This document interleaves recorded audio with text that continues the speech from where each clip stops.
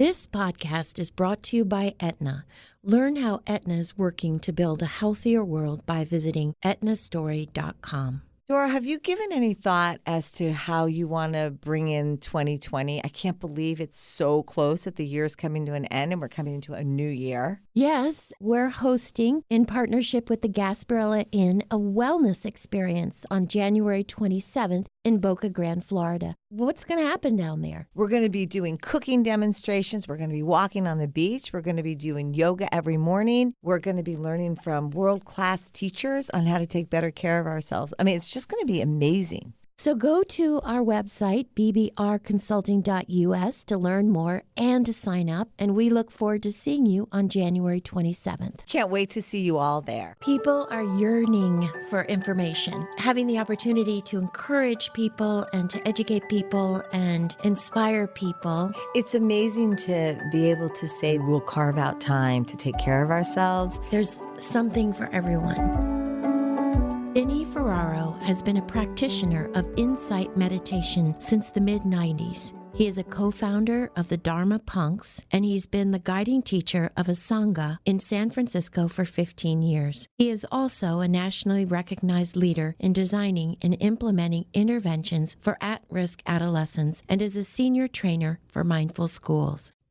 Tricia and I want to begin today's podcast by reciting part of a poem we heard our guest recite recently. It's a poem that we believe sums up the life of Vinny Ferraro. This is an excerpt from What to Remember When Waking by David White.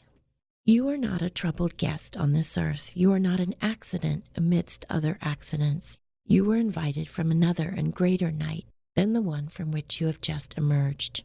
Now, looking through the slanting light of the morning window toward the mountain presence of everything that can be what urgency calls you to your one love. What shape waits in the seed of you to grow and spread its branches against a future sky? Please welcome Vinny Ferraro to Health Gig. Thanks for the invitation. Vinny, your story is well documented and many people have heard it, but for those who don't know your story, can you tell us about some of the struggles you've overcome to get where you are today? Yeah, I was born into a pretty wild house, into a pretty wild family. By wild, I mean lots of drugs and violence and crime. Lots of pressures, I'm sure, on my parents that I can't even imagine. You know, having 3 kids in their early 20s. My parents were holding a lot. I guess we were in a different time as well, right? Where therapy and all this self-help stuff that we are living in now, the context that we're living in, wasn't true in 1970. It was just a really different context. And so I grew up, you know, like everyone with my own difficulties. And mine might be more dramatic than some people's and less dramatic than others. My father did a lot of time, incarcerated, and addiction was a big part of my world growing up, seeing family members addicted. I guess my greatest hope was that I would grow up and go to prison so I could be with the other men in my family. I never kind of thought about that outside of the paradigm that that's where I was headed. I always assumed that. I didn't see a lot of models otherwise. So I guess I had a low bar of what I thought was possible for my life. By the time I was 20 years old, things had shifted and I started seeing different possibilities. And that was life-changing for me. We've heard you talk a lot about facing pain. How did you face your own pain, and how do you teach and encourage others to face their own pain? Yeah, I guess mindfulness is the best answer I have. You know, it's not a silver bullet, but I have found it helps most of us, really high percentage of us, come back into relationship with ourselves, with our bodies. When the mind is not offering up anything helpful, we have to direct our attention to a different dimension of our experience. And that's what mindfulness taught me how to do, how to direct my awareness. Because I felt rather hijacked by the mind, by my fear, by my judgments, and felt like I didn't have much of a choice. These thoughts were just arising. It makes sense biologically since we're the ancestors of the nervous animals. These nervous systems are just on hyper vigilant, always tracking for danger, always trying to protect us in some way. What happens is we end up cutting off from life because we're so enamored and inundated with the thinking mind. So a lot of what mindfulness taught me how to do was to let those things come and go and not take them too personally and rest in a dimension that was deeper than thought. And that really gave me my life back. And that was the beginning of the path. And then it was like, okay, how do I not make things worse? Because things seem hard enough.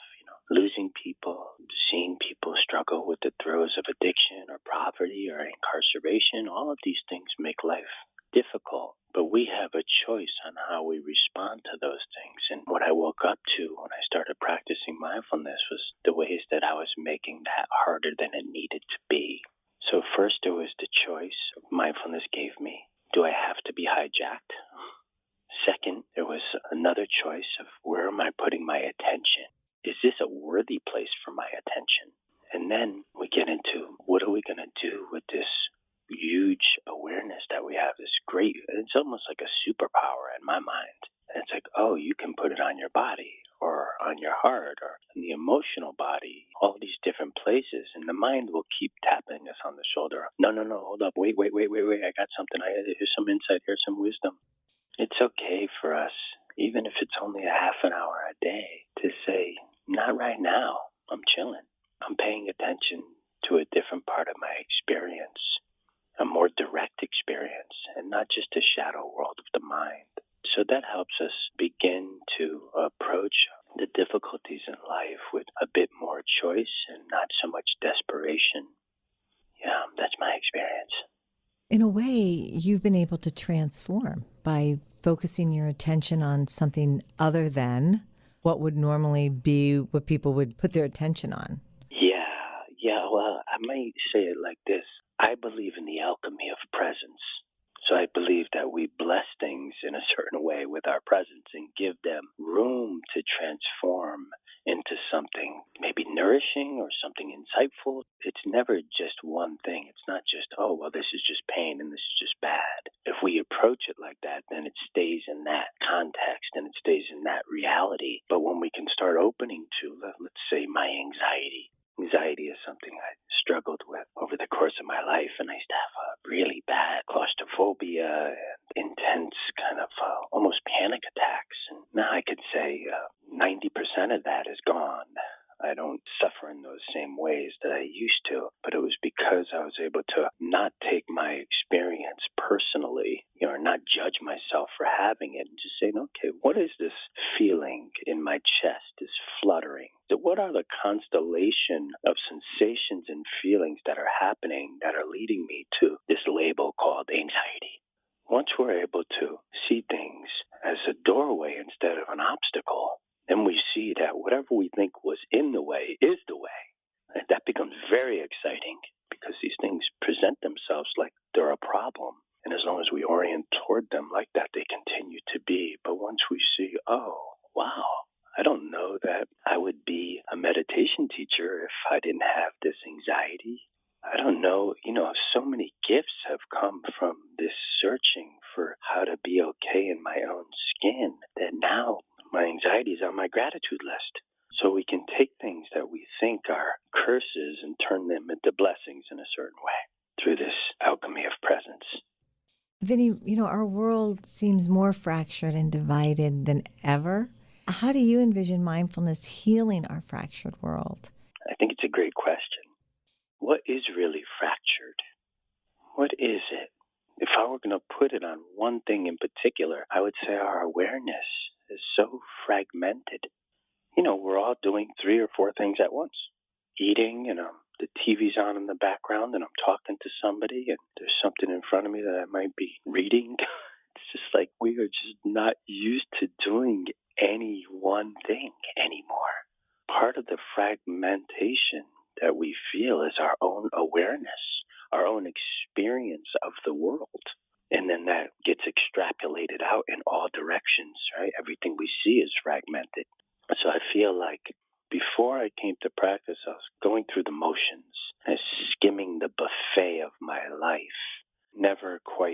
real as advertised, any of it. And then I came to practice and there was a bit more of embodiment.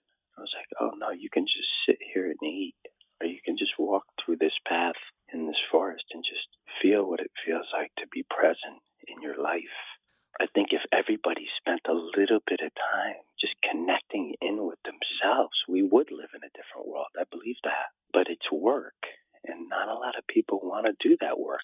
You know, it's easy to read about it. You know, you read these amazing books about meditation, and it's just like, wow, that's not what it feels like for me. I'd much rather read about this meditation teacher's experience. Sounds so good. But it really is about bringing the practice home, because that's where the healing is needed to come into right relationship with what is. What does it mean to come home? Well, like I said, maybe I know the pain of exile more than most. I knew what it felt like to be very uncomfortable in my experience, and so that sent me running through addiction, through relationships, through any way I could run, right? Even food. There's 1,000 ways to check out. And so I felt like at some point my life just became too painful to endure, and so I decided to check out, out of self-protection. It makes sense to me. Having not a lot of skills, I just needed to continue to move forward. And I kind of betrayed myself in a certain way. I left myself, however beautiful and innocent and naive we are when we're born. There's an incorruptible and untarnishable beauty to us. And I think that's why we all fall in love with children. We look at them and we see that purity. It's so beautiful. But when I look back, even by the time I was 5 years old, I was looking at my kindergarten picture and I could see me leaving myself because of what I was exposed to, how I felt in my body, not feeling safe or seen or valued, any of the things that many of us struggle with. So I guess I could say I had an estranged relationship to myself because of this armoring that I was putting around my heart, trying to figure out how to protect myself, because I am a very sensitive person and I didn't grow up in a sensitive environment. So I had to figure out this protection that we talk about, this armoring of the heart. And so that leaves us living a short distance from our bodies, from our life, from what's alive in us, because we're so busy enduring this life. So when I talk about coming home, I mean coming home to our experience just as it is. Not when I get better, not when I lose this weight, not when I find a teacher or get the practice, or, there's so many ways we postpone arrival, and we are just not willing to do that anymore. I'm not willing to cheat on today because of my fear of tomorrow or my hope for tomorrow. It's like, whatever that's going to be, that's what's going to be. But today I get to be here in this body just as it is. And there's a peace in that. Not that it's all perfect, not that I'm not striving to improve, but there can be a violence in this unending self-improvement that so many of us are devoted to. And I just don't want to be violent anymore. Talk to us about the delusion of separateness. Well, it's said that all paths have the same aim. I just think that's such a broad statement. Like, what could every path have in common? It boggles the mind. The second half of that. All paths have the same aim, and that is to save us from the calamity of a separate existence. So we take ourselves to be separate, and that is a real delusion. And any time we actually step outside of ourselves and feel something greater than ourselves, even the love of service, it's not me doing it. The ego falls away for a moment. And so I try to do as many things as possible that lead me away from this small, contracted self that's trying so hard to be worthy of love, to be a good person, to, all of that stuff. And it's just like, hey, there's a reality that's waiting for us. Again, like I said earlier, that's untarnishable, uncorruptible. No matter what we've done, no matter what's been done to us, there's an intrinsic value here. That's what the path delivers me from. It cuts back to the poem that you read at the beginning. I'm not this selfish little clod of ailments that the mind would have me think I am. So in a way, it's just like, please, just don't believe everything you think. It's just a mind. It's not personal. Vinny, you touched on self-compassion earlier. How important is it to develop compassion for ourselves and for others in the world? How important is that? It's a key. I don't think you can really do it otherwise, as far as like real insight arising from a place that doesn't get to include ourselves. A lot of us are good at being compassionate. We see the children in our lives, the people that are in need, and, we read the headlines, and immediately when a tragedy happens, compassion arises, right? Naturally. We don't have to learn that. There's just a natural compassion. My 2-year-old, when he sees somebody crying, he gets sad. We didn't teach him that. He just knows that he's connected to that person in some way. And so he has that compassionate response. I think where a lot of us get caught up is including ourselves in that.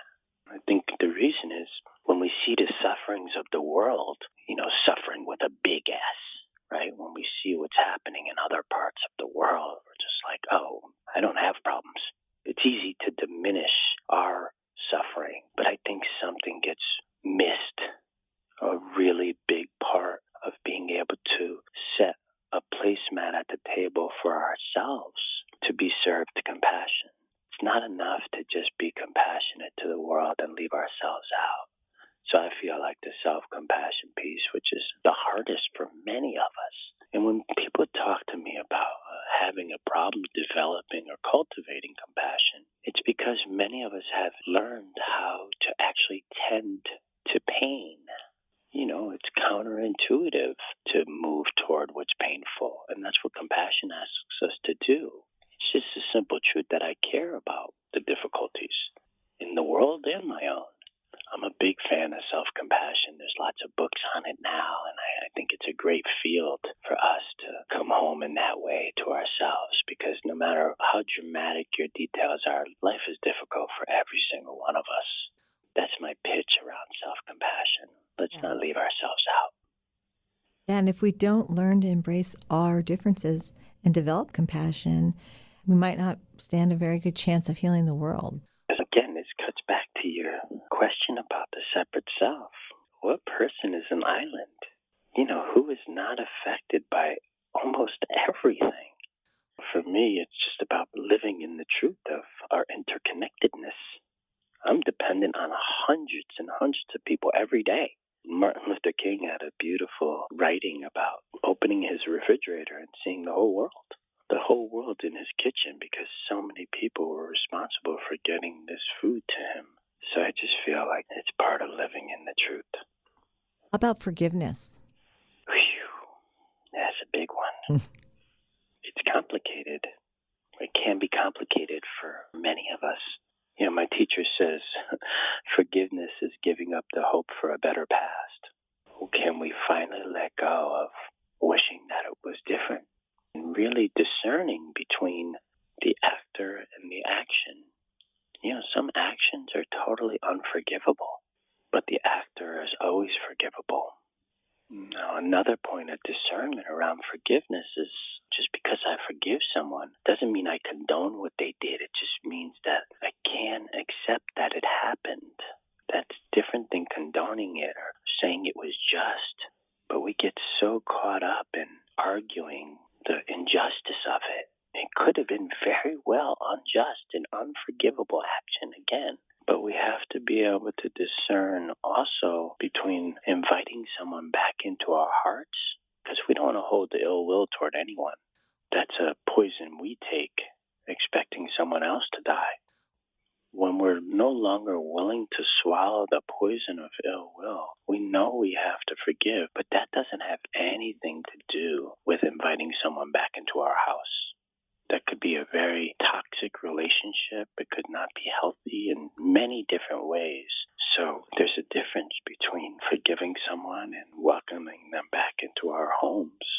So there's some discernment needed. But in terms of how it expresses itself in my own practice is like, okay, we get it. I've been wronged. And the question becomes, okay, do you want to be right or do you want to be free? So true. Yeah. You touched on this earlier, and that is service. What do you see the role of service to be in the mindfulness movement, and how can people incorporate service into their lives to become more mindful? I would say the practice of mindfulness really saved my life. And then I would say service gave me a life worth living. That's what made it possible for me to believe that even somebody like me had something to offer. Because I didn't grow up with a high value of myself. When I first got into service, it was 1987. Somebody asked me to share a story, and I felt that light go on that said, you could be a part of something beautiful. You have something to offer. There's value here. And so that really turned me on. And that moment, that was a pivot point in my life. So service has been a part of my life in different ways since that moment. I think that contentment, that gratitude, that these really wholesome qualities can be expressed in service. Generosity, gratitude, contentment, all that comes from feeling like I have enough and I can offer some of whatever, and sometimes it's just our presence. It's not like I got to give money in particular. Some of us have more money than time, but some of us it's just where is my heart needed most? Based on my gifts, based on my resources, my life, what I've been through, whatever insights I have. So what is the knowing that I want to share? And for me, that was really around values. So I work in prisons and I do 3 groups a week in incarcerated populations. Why? Because there wasn't ever a time in my life I didn't know what prison was. Because I speak the language of those institutions. I know what it feels like to be really exiled. That's where my heart's needed most. For a decade it was in the schools because I felt like, wow, we got to get to these kids younger. If we could teach them this social, emotional intelligence, if we could give them a little practice for navigating this life, give them a compass, it may take a generation or two, but we'll live in a much different world if people orient toward themselves as worthy of their own care, their own attention, and that they are valuable. So whoever I'm in front of, that's what I'm trying to reflect back. Now, you might have a very different message, right, based on what you've learned, or what you've tended to, the insights that arose out of that. So we each get to offer what we have found helpful. And I feel like a life without service is an incomplete life. So as my hope is whoever is listening to this feels some pang to help. And that's not like me helping the less fortunate. That's just another trap for the ego. Just like if you sprain your ankle, your body will begin to heal it. There's no kind of extortion. There's no kind of like, wow, I'm going to really come through for my ankle. My body is going to really help that poor twisted ankle. No, it just begins to heal because that's a part of you. So in the same way, when we locate ourselves as part of the world, as wild and messy and, as it is, we want to be of service to that. And then we don't feel so alone. That's a byproduct of it. When we're willing to say, here I am, sad and beautiful world, and I'm a part of it, and I'm going to contribute how I can. And I just think that's so beautiful. And it's not based on giving and getting. It's just based on a desire to help. And to be able to learn to maybe make your life a practice. Yeah, that's the big game. That's the big. It is, because as long as our practice is relegated to however many minutes on a cushion, it's like, look, I want it to be seamless. I want my practice to be when I'm in the grocery store, when I'm walking down the street, when I'm on the airport yesterday, waiting an hour and a half in a line that doesn't seem to be moving. It's like, okay, where's your practice now, Jack? It's got to be an integrated practice, right? Otherwise, it's just too small of a fraction of our lives. And probably learning to accept the fact that sometimes we need training wheels, right? Yeah, well said. It's being in that moment with your compassion for yourself, right? to be able to be of service in that moment. And as you said, maybe it's not helping the poor, because that moment being in service almost to yourself is what I think you're saying. You know, I have to sit with a lot of different kinds of people. Yesterday I was in Seattle sitting with people. So I'm sitting there, maybe 300 or 400 people, and it's like the common theme I hear over and over and over is this subtle kind of frustration with themselves. You know, and it's almost like they feel like they're going to hate themselves into becoming a better person. You know, and it's extortion of just like, you know, I'll love you when you start acting right. And it's like, when in the history of humanity has that ever worked? I mean, my whole family would be enlightened if that led to enlightenment, but it doesn't. It just leads us to feeling, again, kind of exiled from our experience. And then we're all trying to be good instead of whole. Can I accept the full life catastrophe? You know, the things that I'm proud of and the things I've been trying to change for years. Can I just say time out, and for the next half hour, I'm going to just give up all my demands on this moment being a certain way, all my demands on me being a certain way. Get away from this tyranny of perfection that so many of us try to live in, and actually give ourselves a pardon for not being perfect. And there's just so much sweetness in that arrival that says, come on in. It's okay. I'm here with you. I'll sit with you. And I put my hand on my belly a lot, or on my heart, and just hold myself, hold my experience. You're okay here. This is not something you can do wrong. This is not something you have to be worthy of. This is homecoming. I got you. It's okay. So it's a refuge from all the evaluation and all the judgment.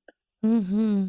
Vinny, we love talking to you today. We love your message of acceptance, and your gigantic heart just comes through on the podcast, and certainly comes through when we are with you. And we actually love you a lot. We just thank you. And your thoughts on how we can heal a fractured world is so important, and one that we're going to be reflecting on a lot.